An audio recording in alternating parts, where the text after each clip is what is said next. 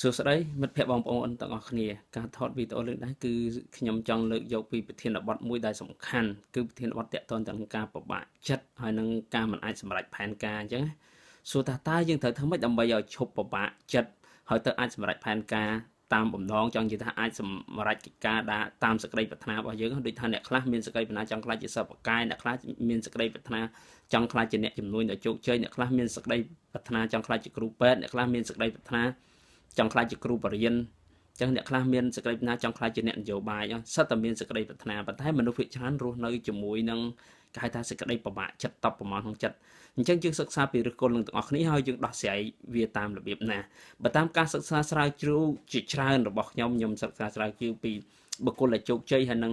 អានអត្ថបទអ្នកស្រាវជ្រាវឲ្យបានគាត់ស្រាវជ្រាវពីតកតងនឹងបញ្ហាហ្នឹងគឺដោយសារតកតងនឹងបញ្ហាធំពីរចំណុចបញ្ហាទី1ដោយសារការរស់នៅរបស់មនុស្សហ្នឹងតកតងទៅនឹងផ្លូវចិត្តរបស់មនុស្សដែលពិបាកចិត្តហ្នឹងគឺគាត់រស់នៅក្នុងអតីតកាលមិនបានថារស់នៅក្នុងអតីតកាលគាត់ចូលចិត្តប្រើអារម្មណ៍សម័យរវើរវាយច្រើនដូចខ្លះអញ្ចឹងអតីតកាលគាត់ជួបនឹងរឿងជូរចត់គាត់ធ្លាប់ត្រូវបានគេធ្វើបាបធ្លាប់ត្រូវបានគេបោកប្រាស់ធ្លាប់ត្រូវបានគេបំលោបបំពានផ្សេងអញ្ចឹងក្នុងអារម្មណ៍គាត់គឺវល់តែរឿងហ្នឹងគាត់ថ្ងៃគាត់អង្គុយពិបាកចិត្តតែរឿងហ្នឹងអញ្ចឹងទៅគាត់មិនអាចធ្វើកិច្ចការអីកើតទេខ្លះអញ្ចឹងធ្លាប់ប្រឡងធ្លាក់អញ្ចឹងតែអង្គុយពិបាកចិត្តអត់ជឿជាក់លើខ្លួនឯងអញ្ចឹងវាធ្វើឲ្យ stress ស្ទិចពិបាកចិត្តអញ្ចឹងទៅរួចខ្លះទៀតទៅក៏ធ្លាប់ជោគជ័យពីអតីតកាលដូចថាធ្លាប់ជាអតីតសិស្សបកាយអញ្ចឹងតែពេលចូលមករៀនមហាវិទ្យាល័យមកជួបអ្នកបកាយច្រើនគាត់រៀនអត់ទាន់គេអញ្ចឹងគាត់បាក់ដល់គាត់បាក់គាត់នឹកឃើញតែអតីតកាលរបស់គាត់នឹងឲ្យតែគាត់នឹកឃើញអីគាត់នឹកឃើញតែអតីតកាលថាគាត់ជាអ្នកបក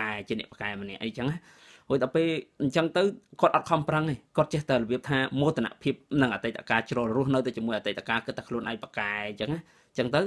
ចេះតែពិបាកចិត្តថាហេតុអីបានបង្កើតអាបញ្ហាចំពោះមុខគឺគាត់អត់ខ្វល់ទេអញ្ចឹងចឹងបានថាបើសិនជាយើងចង់ជោគជ័យឈប់រស់នៅក្នុងអតីតកាលឈប់រវើរវាយជាមួយនឹងអតីតកាលមួយទៀតបញ្ហាដែលនាំឲ្យយើងបរាជ័យមិនអាចជោគជ័យធំហ្នឹងមនុស្សមួយផ្នែកទៀតគឺរស់នៅក្នុងអនាគតកាលរស់នៅក្នុងអនាគតមានន័យថាចូលចិត្តសម័យរវើរវាយឧបមាថាស្រឡាញ់នារីហ្នឹងម្នាក់មិនតាន់បានស្គាល់គ្នាផងប៉ុនសម័យដល់អាណាគេខ្លាចជាសង្សាររហូតដល់ប្តីប្រពន្ធអីចឹងណាអង្គុយតែសម័យទៅប៉ុន្តែធ្វើអីខ្លះទៀតទៅគាត់ចង់ខ្លាចជាសេដ្ឋីវ័យក្មេងចង់ខ្លាចជាអ្នកចំនួនជោគជ័យគាត់អត់ធ្វើអីគាត់ចិត្តសម័យថាគាត់នឹងធ្វើនេះជោគជ័យនឹងធ្វើនោះជោគជ័យប៉ុន្តែគាត់អត់ធ្វើអីពួកគាត់តែសម័យទៅអនាគតគាត់រហូតដល់អនាគតគាត់នឹងចេះអនាគតគាត់នឹងចុះហើយគាត់ចង់និយាយថាគាត់រស់នៅតែជាមួយអនាគតនឹងប៉ុន្តែអាការងារបច្ចុប្បន្នហ្នឹងគឺអត់ធ្វើទេមនុស្សជាច្រើនដែលជួបបញ្ហាហ្នឹងបើអ្នកទាំងអស់គ្នាមិនជឿសង្កេតមើលជុំវិញខ្លួនឬក៏មើលខ្លួនឯងផ្ទាល់ក៏បានថាខ្លួនឯងកំពុងរស់នៅអតីតឬក៏កំពុងតែរស់នៅអនាគតចំពោះមនុស្សដែលពិបាកចិត្តដែលធ្វើកិច្ចការមិនសម្រេចធ្វើកិច្ចការអីមិនធំដុំអត់ខានហ្នឹងគឺសិតជាប្រភេទហ្នឹងរស់នៅអតីតនិងរស់នៅអនាគតចឹងទៅជួនកាលទៅជាភ័យខ្លាចអនាគតទៅខ្លួនឯងមានបញ្ហាចេះចោះអីចឹងណ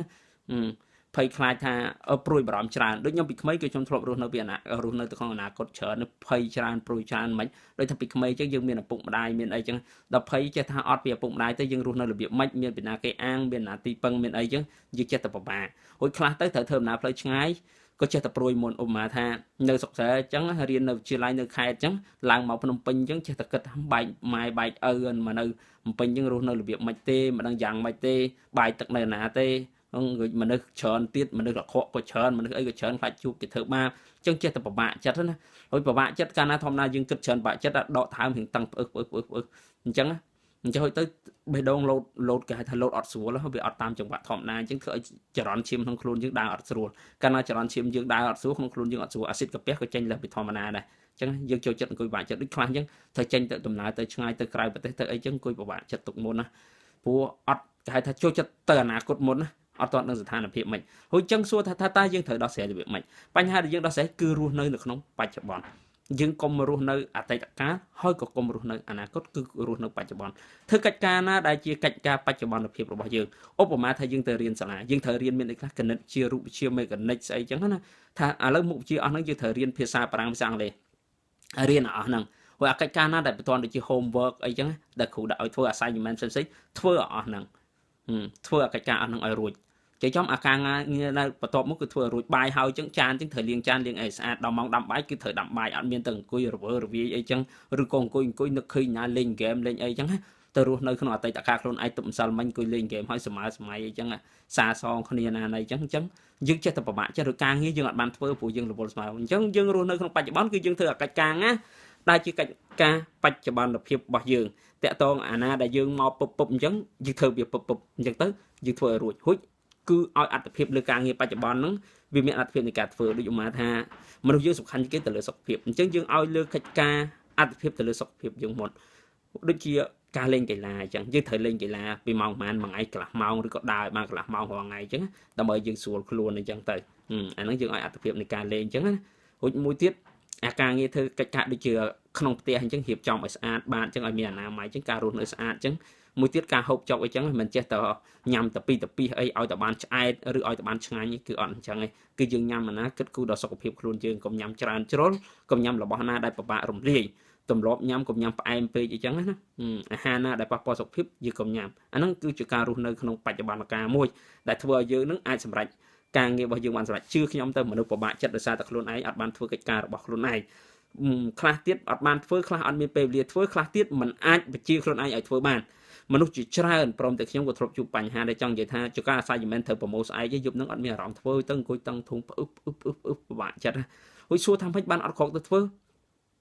អានឹងវាមិនដឹងមិនបើមនុស្សអត់ក្រោកទៅមនុស្សចូលចិត្តរស់នៅអនាគតក្នុងបច្ចុប្បន្នអញ្ចឹងគិតថាចាំស្អែកធ្វើចាំបន្ទុះទៀតធ្វើចាំតិចទៀតធ្វើអញ្ចឹងអត់ព្រមទាញខ្លួនឯងនៅក្នុងបច្ចុប្បន្នភាពទេអញ្ចឹងបានថាឥឡូវខ្ញុំនិយាយម្ដងទៀតដើម្បីឲ្យខ្លួនឯងហ្នឹងជោគជ័យក្នុងផ្នែកអីមួយក៏ដោយធ្វើឲ្យខ្លួនឯងអត់ពិបាកចិត្តរស់នៅដោយភាពស្រស់ស្រាយដោយរីករាយហ្នឹងណាគឺរស់នៅក្នុងពេលបច្ចុប្បន្នភាពរស់នៅក្នុងពេលបច្ចុប្បន្នភាពគឺមានន័យថាធ្វើកិច្ចការណាដែលជាកិច្ចការបច្ចុប្បន្នភាពរបស់ខ្លួនមិនបាច់ចាំតែធ្វើកិច្ចការណាអនាគតកិច្ចការណាអតីតកាលអីមិនបាច់ចាំខ្វល់យកអារម្មណ៍ទៅគិតវាគឺគិតតែរឿងបច្ចុប្បន្នភាពនៅចំពោះមុខឯអាណាដែលនៅត្រូវធ្វើបន្តគឺធ្វើវាឲ្យមុននឹងចាប់ផ្ដើមធ្វើកិច្ចការបច្ចុប្បន្នភាពដើម្បីការងារប្រសិទ្ធភាពហ្នឹងគឺរៀបចំ plan ថាអ្វីដែលយើងចង់បានហ្នឹងយើងទៅ set plan វាឲ្យអស់ថាឲ្យដើម្បីច្បាស់អាហ្នឹងយើងត្រូវធ្វើអីខ្លះ